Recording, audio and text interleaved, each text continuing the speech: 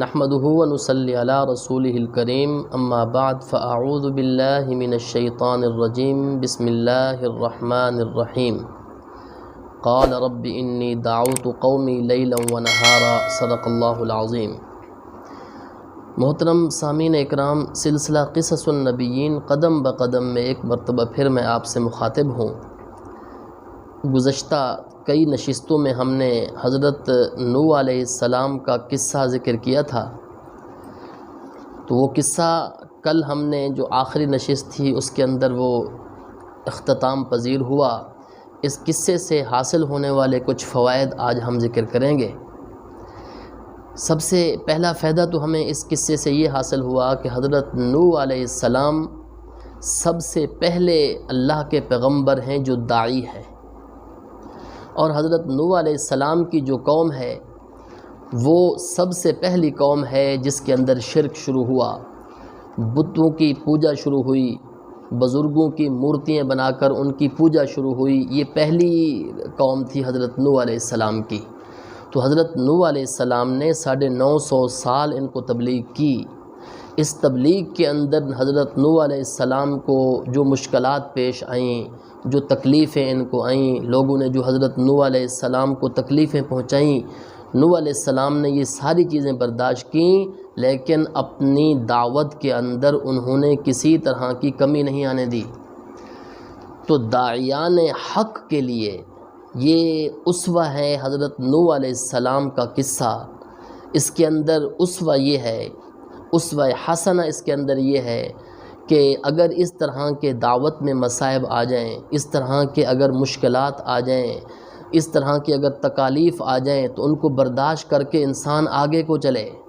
اپنی اس دعوت کو جاری رکھے۔ تو ایک تو فائدہ ہمیں یہ حاصل ہو رہا ہے، اور دوسرا فائدہ یہ بھی حاصل ہو رہا ہے کہ حضرت نوح علیہ السلام نے اپنی اس دعوت کے اندر اتنی تکلیفوں کے باوجود، اتنی مشقتوں کے باوجود، لوگوں کے تکلیف پہنچانے کے باوجود دعوت میں کمی نہیں آنے دی۔ قرآن مجید میں جس طرح اللہ تعالیٰ نے سورۃ نوح کے اندر ارشاد فرمایا کہ حضرت نوح علیہ السلام کیا فرماتے ہیں، انی دعوت قومی لیلا ونہارا، اے پروردگار میں نے ان کو رات کو بھی دعوت دی۔ اب کتنے دن دعوت رات کو دی، کتنے دن کو دعوت دی، لیلا ونہارا فلم یزدہم دعائی الا فرارا، میری دعوت کا ان کو فائدہ نہیں ہوا۔ اور آگے یہ بھی فرمایا کہ میں نے ان کو دن کو بھی میں نے ان کو پکار کر بھی دعوت دی، علی الاعلانیہ بھی دعوت دی، میں گھر گھر بھی گیا، خفیہ طور پر بھی میں نے ان کو دعوت دی، لیکن ان کے اوپر اس دعوت کا اثر نہیں ہوا۔ تو حضرت نوح علیہ السلام نے مکمل محنت کے ساتھ، کوشش کے ساتھ اپنی دعوت کو پھر بھی جاری رکھا۔ معلوم ہوئی یہ بات کہ انسان اپنی دعوت کو اس وجہ سے نہ چھوڑ دے کہ ہمیں اس کے اندر یہ مشکلات آ رہی ہیں، اس وجہ سے دعوت کے اندر کمی نہ کر دے کہ ہمیں تو لوگ تکلیفیں پہنچاتے ہیں۔ نوح علیہ السلام کے اس قصے سے یہ بات بھی ہمیں معلوم ہوئی۔ اور ایک بات یہ بھی حضرت نوح علیہ السلام کے قصے سے ہمیں معلوم ہو رہی ہے کہ نوح علیہ السلام نے جب دعوت کا آغاز کیا تو قوم نے حضرت نوح علیہ السلام کو بڑی سخت تلخ جواب دیے، تلخ جملے ان کے اوپر کسے، تلخ جملے انہوں نے حضرت نوح علیہ السلام کے بارے میں ذکر کیے، جن کو اللہ تعالیٰ نے قرآن مجید میں بھی ذکر فرمایا کہ انہوں نے کیا کہا، انا لنراک فی ضلال مبین، کہ ہم تو آپ کو کھلا گمراہی کے اندر سمجھ رہے ہیں۔ لیکن نوح علیہ السلام نے یہ نہیں فرمایا کہ تم گمراہ ہو، نوح علیہ السلام نے فرمایا یا قوم لیس بی ضلالہ، میں گمراہ نہیں ہوں، یا قوم لیس بی ضلالۃ ولکنی رسول من رب العالمین، میں رب العالمین کی طرف سے رسول بنا کر بھیجا گیا ہوں، ابلغکم رسالات ربی وانصح لکم، میں اپنے رب کا پیغام تمہیں سنا رہا ہوں اور میں تمہارا خیر خواہ ہوں۔ یعنی جو اسلوب بولنے کا، جو انداز بولنے کا انہوں نے اختیار کیا، قوم نے اختیار کیا، بڑے نرم انداز کے اندر حضرت نوح علیہ السلام نے جواب دیا۔ تو داعیان حق کے لیے ایک سبق یہ بھی ہے کہ اگر کوئی آدمی تلخ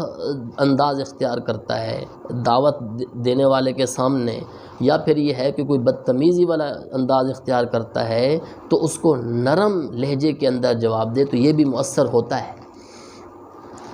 تو ایک بات یہ بھی معلوم ہوئی، اور ایک بات ہمیں یہ بھی معلوم ہوئی کہ راہ حق کے اندر اگر مشکلات آ جائیں، لوگ اگر مذاق اڑانا شروع کر دیں، لوگ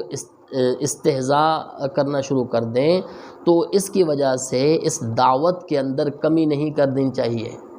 اپنی دعوت کو جاری رکھنا چاہیے، جیسا کہ حضرت نوح علیہ السلام نے 950 سال تک اپنی دعوت کو جاری رکھا، اور اس سے بڑھ کر 80 آدمی،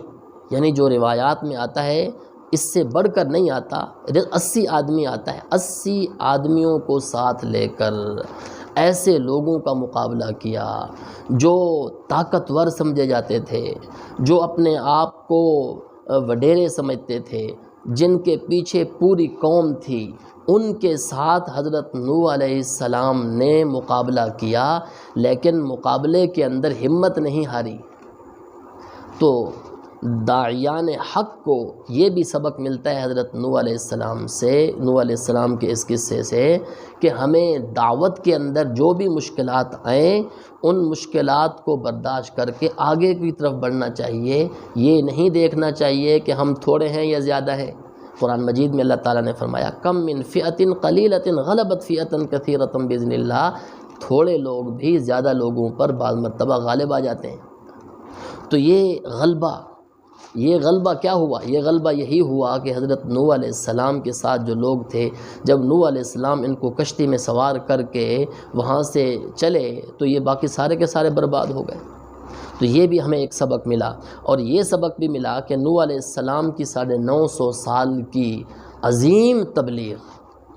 عظیم انداز والی تبلیغ کے اندر نوح علیہ السلام کی بیوی بھی مسلمان نہیں ہوئی، بیٹا بھی مسلمان نہیں ہوا۔ نوح علیہ السلام کی بیوی اور بیٹے کے حضرت نوح علیہ السلام کی تبلیغ کے بعد بھی مسلمان نہ ہوئے، بلکہ بیٹا نوح علیہ السلام کی آنکھوں کے سامنے غرق ہو گیا۔ آنکھوں کے سامنے نوح علیہ السلام نے اس غم کو بھی برداشت کیا، اس مشکل کو بھی برداشت کیا، اور برداشت کر کے آگے کی طرف چلے۔ انہوں نے اپنے اس غم کی پرواہ نہیں کی، کیوں؟ اس لیے کہ جو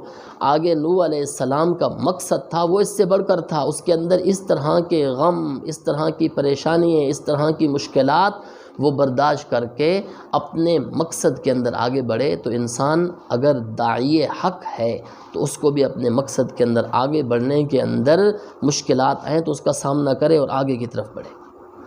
اور ان سے ایک سبق ہمیں یہ بھی ملا کہ نوح علیہ السلام نے اپنی